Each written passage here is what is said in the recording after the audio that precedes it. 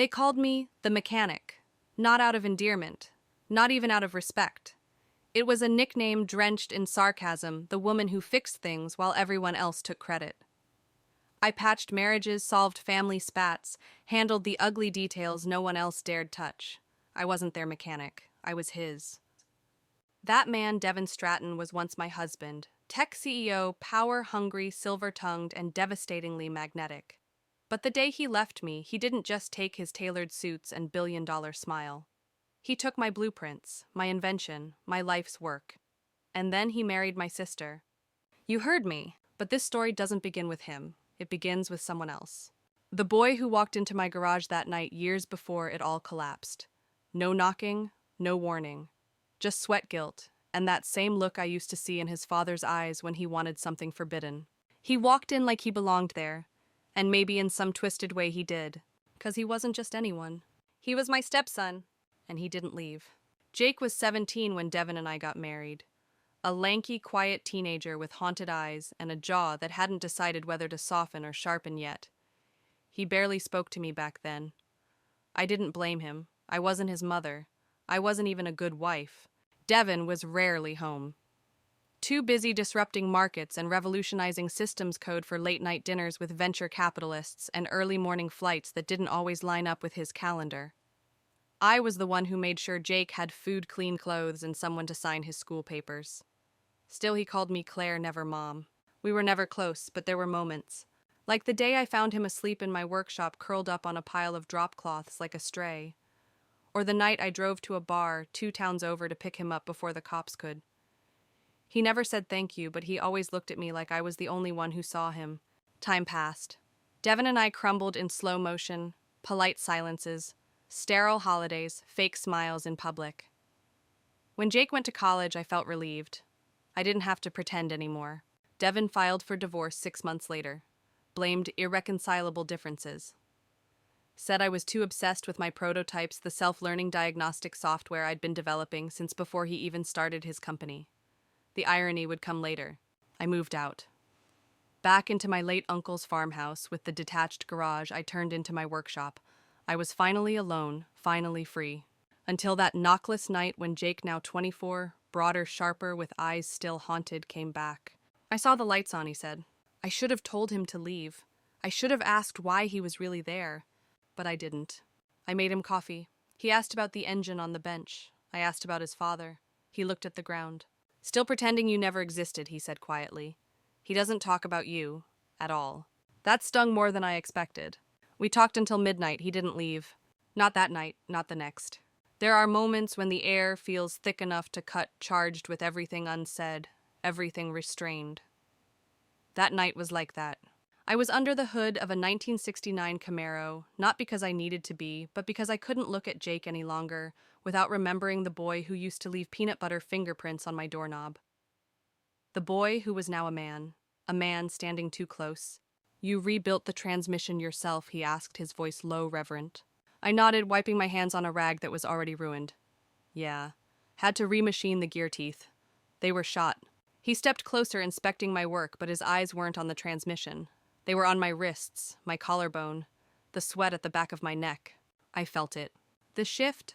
His hand brushed against mine as I reached for the torque wrench. Just a flicker, just a graze. I didn't pull away. I should have, but I didn't. Instead, I let the wrench fall to the concrete with a loud clang. The sound jolted us both, but neither of us moved, not at first. Then he spoke. Do you ever think about it, he asked. I blinked. About what? He licked his lips, nervous, or excited, or both. What would have happened if my dad hadn't married you? I froze. That's not something you should say to me, I whispered. But you've thought it, he said, stepping even closer now. I know you have. I tried to say something to stop this freight train before it derailed, but my body betrayed me. My breath caught my shoulders locked. I didn't move.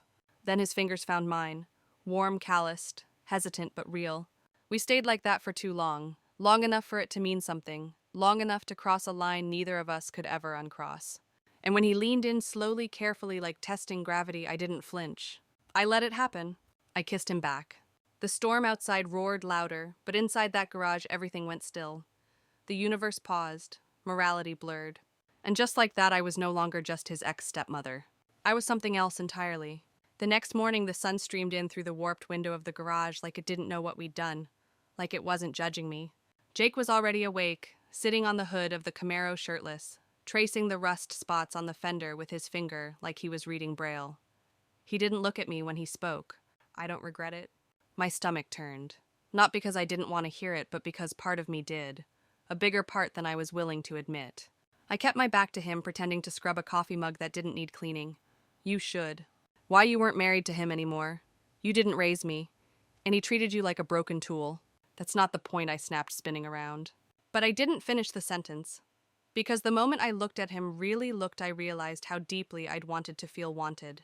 To be seen. To be touched, yes, but more than that, to be chosen. And Jake had chosen me. Still, I told him it was over. That it was a mistake. That he needed to leave before I did something worse than what we'd already done. He nodded, but he didn't leave. Not that day. Not for weeks. He slept in the spare room, worked on engines beside me, made breakfast like it was the most natural thing in the world. We didn't talk about what happened, but it lived in the air between us. Every glance, every time our hands brushed, and then it happened again. Not because we planned it, not because we couldn't help ourselves, but because he reached for the wrench at the same time I did, and our hands collided, and instead of backing away, he pressed his forehead to mine like a promise, and I didn't move. I didn't want to move. I let it happen again. And again, and again, until it wasn't an accident, until I stopped feeling guilty, until the day Devin showed up, unannounced, smiling, with my sister on his arm, and a pen in his hand. I'm about to close on a $500 million deal, he said, flashing his signature grin. But I need your signature on something first. You remember the software you worked on during our marriage? Well, turns out it's the crown jewel. My blood went cold, because I did remember, and I had the patent. He didn't come for coffee. He came for what he'd stolen. Devin always had a way of making you feel like you owed him something even when he was the one gutting you open. He stood there in my driveway like we were old friends. Like he hadn't married my sister 3 months after our divorce was finalized. Like he hadn't erased me from his company's history, cut me out of every pitch deck, every tech article, every hallway whisper. But now standing beside my younger sister Amelia, who wore a smug little smile and a diamond ring so big it looked like it needed its own security detail, he acted like he was offering me a favor. A signature, Claire? That's all. You're still listed on the provisional patent. We just need to clean up the ownership trail for investors. Standard stuff, no big deal. No big deal. Except it was the diagnostic algorithm. My algorithm. The same one I sketched on napkins and sleepless nights when we were newly married. The one he promised wasn't ready when I asked why it had never gone public. I looked at the papers he slid across the hood of the Camaro like it was a conference table. Amelia leaned closer to me, whispering, "If you're smart, you'll just sign. Devin's got big plans. Don't make this difficult." I looked at her, then really looked. My baby sister, the girl who used to cry when I braided her hair too tight, now married to my ex-husband, wearing a dress I'd seen in my own closet years ago. She wore it better. That was the point. Jake appeared behind me like some ghost emerging from the shadows of my shame. His eyes flicked to the papers, then to Devin, then to me. Devin didn't even blink. Jake. Still hanging around this old place. Jake crossed his arms. Guess I like broken things. My heart nearly stopped. The tension hit like a slap. Devin laughed, oblivious. "Well, just let me know when you're ready to come work for a real company." He tapped the pen twice. I didn't move. I stared at the ink. Then I said, "I'll think about it." And I watched his eyes narrow just a hair because he wasn't used to hearing no from me.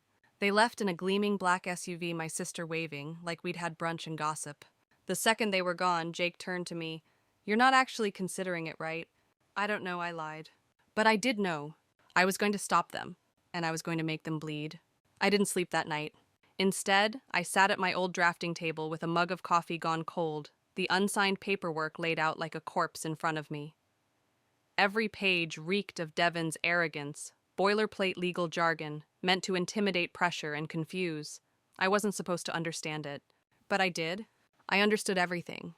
Because the software they were trying to sell, the very foundation of that $500 million merger, was mine. My code. My neural mapping system. My name was still hidden in the metadata of every original file. Even buried in subfolders, there were line-by-line notes I'd written by hand. He hadn't just underestimated me. He'd forgotten who taught him how to read machine logic in the first place. And now he was marrying my sister using my work standing on my bones. I didn't cry. I didn't scream. I got to work. By sunrise, I'd filed a temporary injunction to freeze the patent rights using an emergency clause tied to my existing ownership.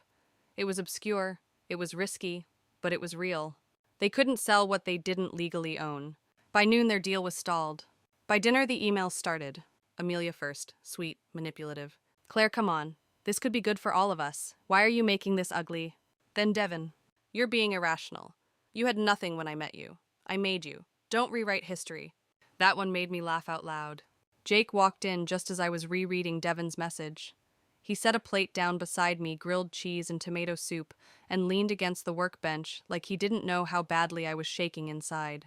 You did it, he said softly, didn't you? I nodded. They're not going to forgive you for this, he added. I'm not looking for forgiveness. Jake stepped closer. Then what are you looking for? I turned to him, finally letting the weight show in my eyes. Recognition, I whispered. Not from them, from me. He reached out and touched my hand. You're finally taking back what was always yours. And then his fingers laced with mine. The heat between us wasn't innocent anymore. It hadn't been for a while. But now it felt different, less fragile, more like defiance. We were two broken people tethered by shame and revenge. And in that moment, I let him kiss me again. Because the only thing more intoxicating than revenge was being wanted in the middle of war. The cease and desist letter hit Devin's inbox like a thunderclap. It wasn't a threat. It was a promise. Filed legally, backed by timestamps, digital forensics, and one very thorough intellectual property attorney who owed me a favor from the time I rebuilt his father's 1967 Mustang for cost. The merger deal froze within 48 hours. Investors panicked. The buyer's legal team launched an internal audit. Suddenly, everyone wanted to know who Claire Langford was and why her name was buried in the DNA of the code they were about to pay $500 million for. And me? I went silent. No interviews, no statements, no reaction. I let Devin sweat.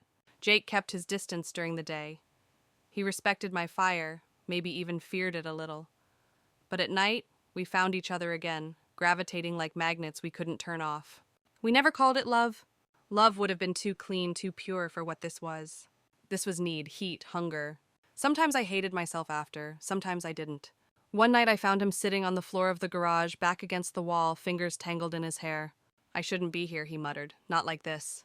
I know. I think about it all the time, what people would say, what my dad would say. I sat down beside him. He doesn't own us anymore. He looked at me like I'd just said the most dangerous thing imaginable. You keep saying us, he whispered. I hesitated, then said, because whether we like it or not, we're in this together. He leaned his head back and laughed bitterly. You really are the mechanic. What? You don't fix engines anymore, Claire. You fix ruins. That was the moment I realized something terrifying. I wasn't just rebuilding my legacy. I was rebuilding Jake. And I wasn't sure which would collapse first, my career or my conscience. Because underneath the tech war and patent battles, I was hiding something.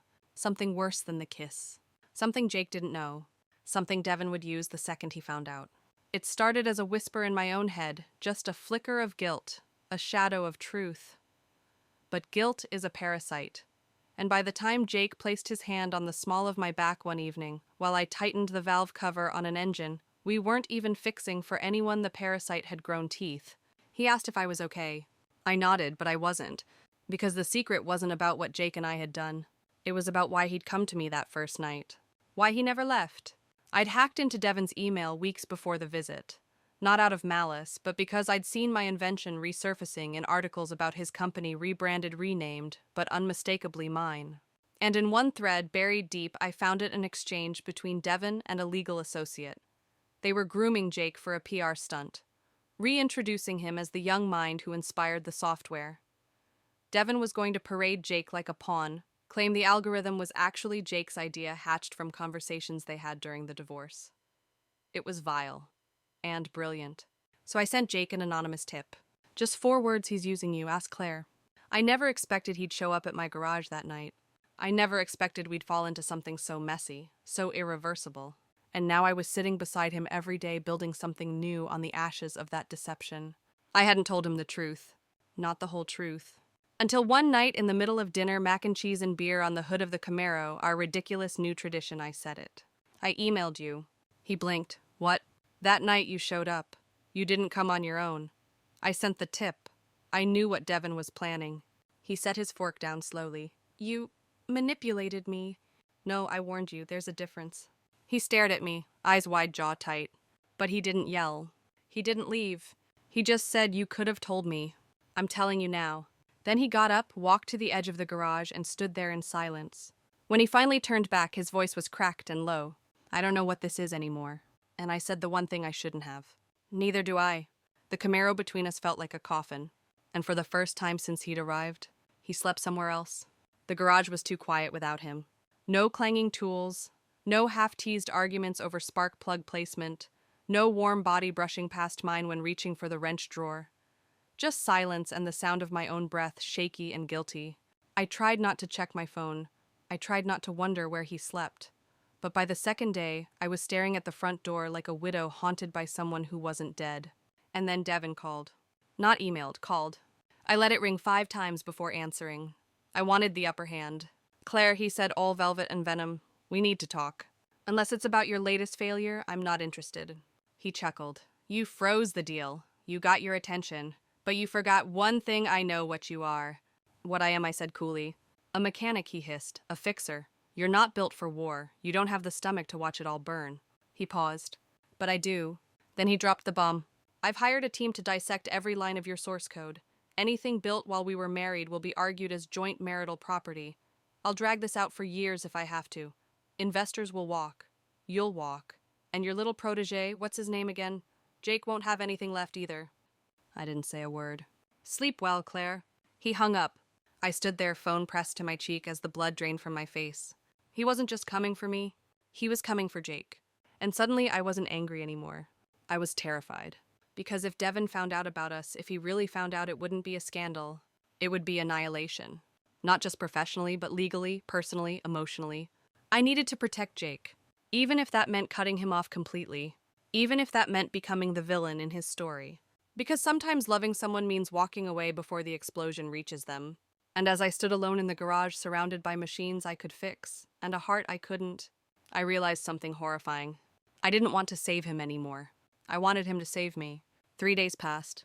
I didn't hear from Jake. Not a call, not a knock. Just silence like he'd evaporated into the night he left.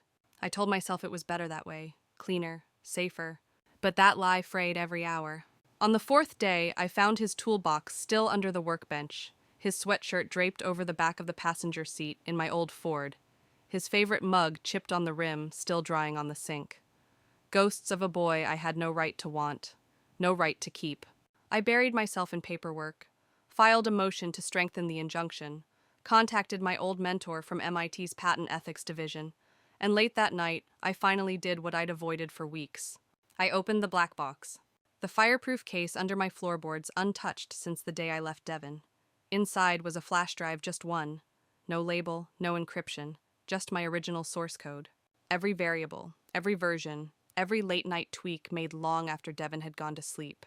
And then, the smoking gun. A folder of surveillance screenshots. I'd forgotten about the old cam software I built into the system during early testing, back when I thought Devon and I were still a team. The tool had auto-saved footage anytime changes were made from an unauthorized IP. There he was, Devon, 2 weeks before our divorce was finalized, exporting the code, copying, renaming, injecting a script that stripped my metadata from the system. Proof. It was enough to bury him. It was also enough to bury Jake if the timeline was misread, if someone wanted to believe he'd known that he was helping me plot from the start. I backed up the files, encrypted the folder, and drove the flash drive to a friend at a local news station. An insurance policy. Because I wasn't just fighting for credit anymore. I was fighting for survival. But when I got home, the porch light was on, and Jake was there, waiting. Arms crossed, eyes tired, voice low. I heard what Devon's doing, he said. I should have stayed. I stared at him, heartbeat screaming. You can't be here, Jake. I don't care. I do. He stepped closer. You're pushing me away to protect me. I know that. But I'm not some lost boy anymore. I'm not scared of him. I snapped. You think this is about courage, this is about strategy, optics, power. We are one wrong move away from giving him everything. He paused, and then quietly asked, Are you still mine? My voice cracked. No, I whispered. And that lie broke something in both of us. Because the look in his eyes wasn't anger, it was surrender. He turned and walked into the dark without another word. and I stood there holding the door open to a home that wasn't a home anymore. Just a shell filled with parts I didn't know how to put back together. I didn't expect Amelia to come alone, but she did. She showed up the next morning, looking immaculate as always, sharp heels, pressed white blazer, not a strand of her honey blonde hair out of place. The kind of woman who knew how to play power like a piano. She didn't knock, just strutted into my garage like she owned it. Like she used to sneak into my room as a teenager and borrow my lipstick, my shoes, my stories until she graduated to borrowing my husband. "You really think you're going to win this?" she said without preamble. "You're out of your depth, Claire." I didn't look up from the intake valve I was cleaning, still playing house with my leftovers. She smirked. "I'm not here to trade insults. I'm here to offer a deal." I laughed. "You offering me something?" She leaned in. "We both know Devon's losing control. You froze the deal. You hit a nerve. But it's only a matter of time before he finds another way to bury you." I finally looked at her. "What do you want?" She slid an envelope across the workbench. Inside a contract, clean, legal, binding. She was offering a buyout. $7 million. For full transfer of intellectual rights. My signature, my silence, my disappearance. I stared at the number for a long time. "You're scared," I said softly. She blinked. "You know I have proof. You know if I go public, Devon won't just lose the deal, he'll lose everything." Amelia's jaw tightened. "We're offering you an exit. You can start over. Build something new. Walk away." "And what about Jake?" I asked. She didn't flinch. "He was always a weakness. We both know it." I set the envelope down slowly, carefully, and I said, "Tell Devon I don't take scraps. Not from thieves. And certainly not from the woman who used to cry on my shoulder after he cheated on her." Amelia's face hardened. "This is war, Claire." "No," I said, stepping closer eye to eye with the girl who used to idolize me. "This is justice. You just forgot what I look like when I'm angry." She turned on her heel and stormed out, heels cracking like gunshots on concrete. The second she drove off, I slid the envelope into my desk drawer. Then I called my lawyer. And finally I pulled up my email draft to the Department of Justice's Tech Ethics Bureau.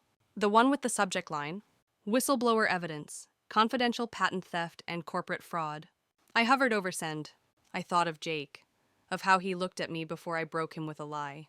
And I clicked send. I didn't hear from Jake for 5 days. Not a message, not a knock, not even a trace on social media, though I checked more often than I'd like to admit. Silence had a way of making your thoughts louder, crueler. I couldn't tell if I missed him, or just missed the way I felt when he looked at me like I was someone again. Meanwhile, the dominoes began to fall. The DOJ acknowledged receipt of my report. My attorney confirmed Devon's team had gone suspiciously quiet. Whispers of the frozen deal had started leaking online, unconfirmed legal disputes, internal investigation, patent origin under scrutiny. But none of it felt like victory. Not without Jake. One night, in a fit of something between heartbreak and desperation, I opened my old journal, the one I hadn't written in since my marriage fell apart, and I wrote him a letter. Not an email, not a text, a real ink-stained letter. "Jake, you were never supposed to be part of this mess. You weren't supposed to see the worst of me and still choose to stay. And when I said I wasn't yours anymore, I lied. You're the only person who ever saw me for what I really was. Not just the mechanic, not just Devon's shadow, but someone worth saving, worth fighting beside, worth fighting for. But I had to push you away, because if I didn't, he would have destroyed you too. You don't know what Devon is capable of. But I do. He builds people up just to watch them fall. I've seen it. I was married to it. If you hate me, I understand. If you never come back, I'll survive. But please know this, I never used you. I never meant to hurt you. And I never stopped being yours. Claire." I folded it, sealed it, and placed it under the hood of the Camaro. The car we'd rebuilt together, the one he left behind. I didn't know if he'd ever come back to find it, but I had to believe that something we built still mattered, even if the rest of it came crashing down. The next morning I received a subpoena. Devon was suing me for defamation. He wasn't trying to win. He was trying to destroy me in public, and I was about to learn just how far he'd go to make sure I stayed buried. The courtroom wasn't what I expected. No dramatic gasps, no flashing cameras, just cold air, cheap chairs, and the hum of quiet vengeance. Devon sat at the plaintiff's table in a $1,000 suit, looking every bit the wronged genius. Amelia was beside him, immaculate and unreadable. But I wasn't there to watch them. I was there to burn them down. The opening arguments were a masterclass in distortion. Devon's lawyer painted me as a bitter ex-wife, jealous, unstable, emotionally manipulative. They described Jake as a young man whose image had been weaponized by me in an inappropriate entanglement. That word, entanglement, hung in the air like smoke. I didn't flinch. My lawyer rose with quiet confidence. She didn't bother refuting the emotional bait. She walked the jury through one thing proof: the original code, timestamps, the metadata, the surveillance footage, the email thread between Devon and his CTO, mapping out how they would repackage the software under a new name. The draft press release calling Jake the boy genius who inspired his father's greatest innovation. My name wasn't in a single sentence, but my fingerprints were everywhere. And then came the subpoenaed documents from the DOJ investigation evidence. Devon had violated federal intellectual property law. Amelia squirmed. Devon stared straight ahead, jaw like stone. They didn't expect me to fight this far. They thought I'd fold. And then Jake walked in. He sat in the back row. No fanfare, no eye contact. Just quiet presence. And I swear to God, the moment I saw him, my knees nearly gave out. After court adjourned for the day, I stepped outside to catch my breath. He followed me. I read the letter he said. I turned slowly. You shouldn't have. He smiled, soft, sad.